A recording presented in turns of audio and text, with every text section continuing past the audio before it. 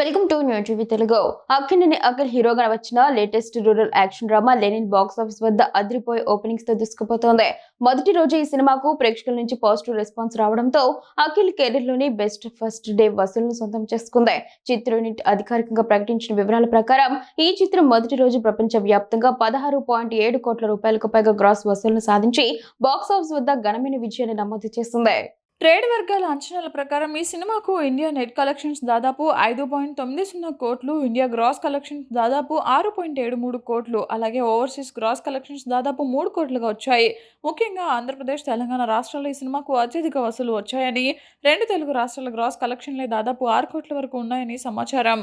అఖిల్ కెరీర్లో గత చిత్రాలతో పోలిస్తే లెనిన్ అత్యధిక ఓపెనింగ్ సాధించిన చిత్రంగా నిలిచింది. కిషోర్ అబ్బూరు దర్శకత్వంలో తమన్ సంగీతంలో వచ్చిన ఈ మాస్ యాక్షన్ ఎంటర్టైనర్లో భాగ్యశ్రీ బోర్సే హీరోయిన్గా నటించగా, సితారా ఎంటర్టైన్మెంట్స్ మరియు అన్నపూర్ణ స్టూడియోస్ సంయుక్తంగా ఈ చిత్రాన్ని నిర్మించాయి. మొత్తానికి అయ్యగారు ఈ చిత్రంతో గట్టి కంబ్యాక్ ఇచ్చారని అభిమానులు పండగ చేసుకుంటున్నారు.